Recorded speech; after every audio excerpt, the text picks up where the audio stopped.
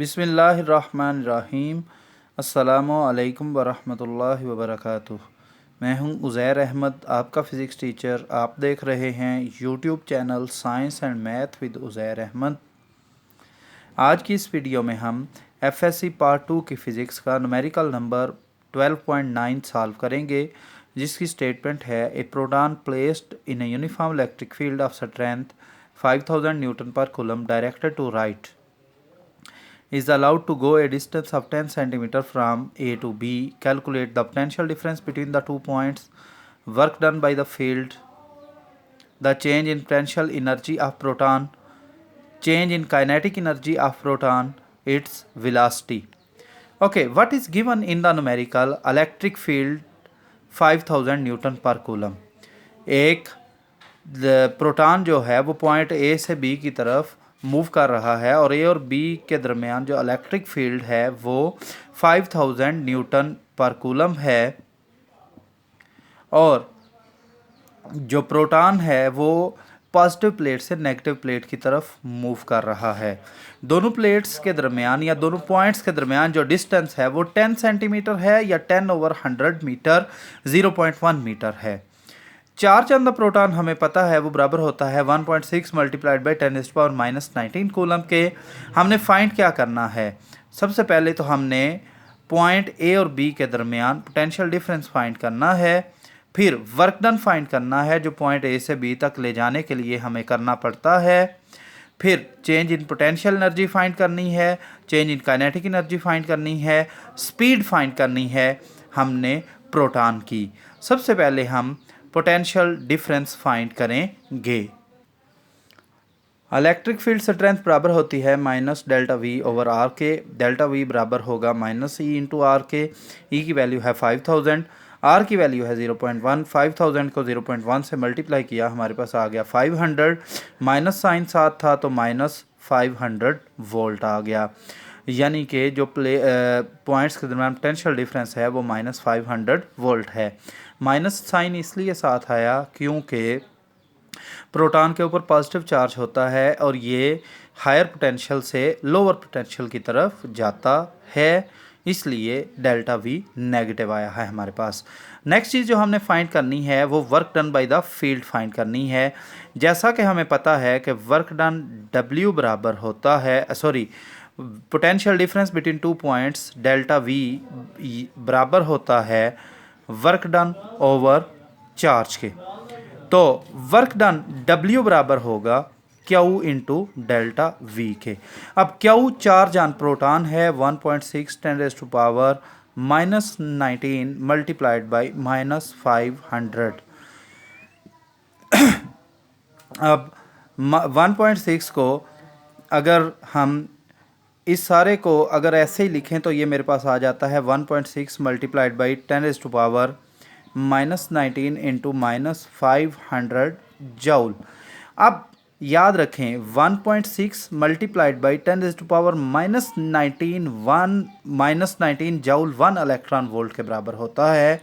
तो मैं इस इक्वेशन को इस तरह भी लिख सकता हूँ, -500 multiplied by 1.6 multiplied by 10⁻⁻19 joule, फिर 1.6 इंटू 10⁻⁻19 जूल की जगह पर मैं इलेक्ट्रॉन वोल्ट लिख सकता हूँ।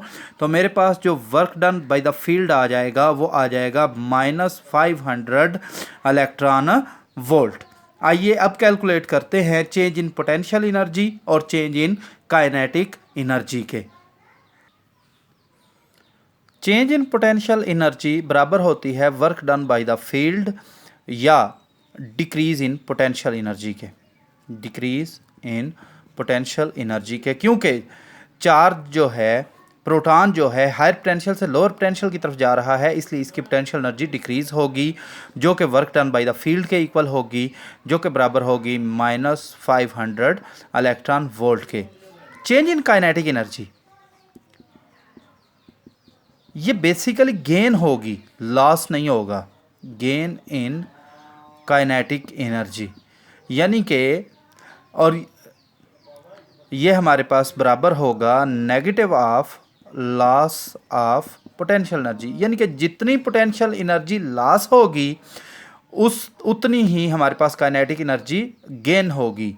तो हमारे पास आ जाएगा माइनस इंटू माइनस 500, जो के बराबर आ जाता है 500 इलेक्ट्रॉन वोल्ट के।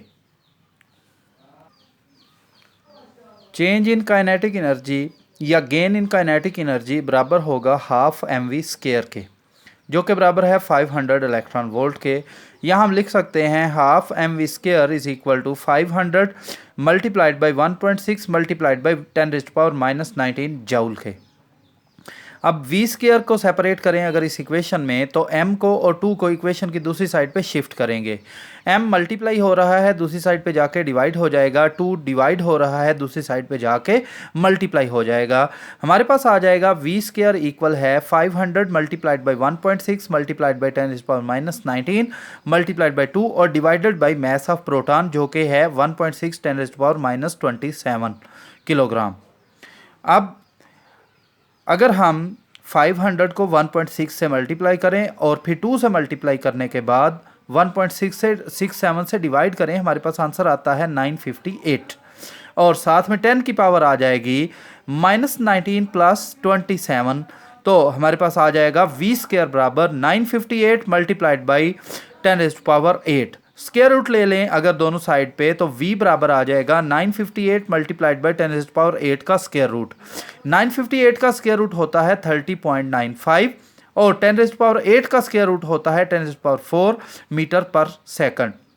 अगर हम इस आंसर को मज़ीद एलेबरेट करना चाहते हैं, मज़ीद सिंप्लीफाई करना चाहते हैं, तो 30.95 को हम साइंटिफिक नोटेशन में लिखते हैं v बराबर 3.095 multiplied by 10⁻1 multiplied by 10⁴ metre पर सेकंड। 10⁻1 और 10⁴ पावर्स आपस में ऐड होकर हमारे पास फाइनल आंसर आ जाएगा 3.095 मल्टीप्लाइड बाई 10⁵ मीटर पर सेकंड। या इसको मैं अलग करके लिख देता हूँ, v बराबर है 3.095 मल्टीप्लाइड बाई 10⁵ मीटर पर सेकंड। न्यूमेरिकल का अख्ताम होता है। उम्मीद है आपको समझ आ गई होगी। अगर कोई पॉइंट ऐसा है पूरे न्यूमेरिकल के अंदर जिसकी आपको समझ नहीं आई, तो कमेंट बॉक्स में आकर ज़रूर बताएं और वीडियो पसंद आने की सूरत में इसको FSC पार्ट 2 के फ़िज़िक्स पढ़ने वाले तमाम स्टूडेंट्स के साथ शेयर करें और चैनल को सब्सक्राइब करना ना भूलें ताकि आपको हर नई वीडियो की खबर मिल सके। उज़ैर अहमद की तरफ से अगली वीडियो तक आप सबको अल्लाह हाफिज़।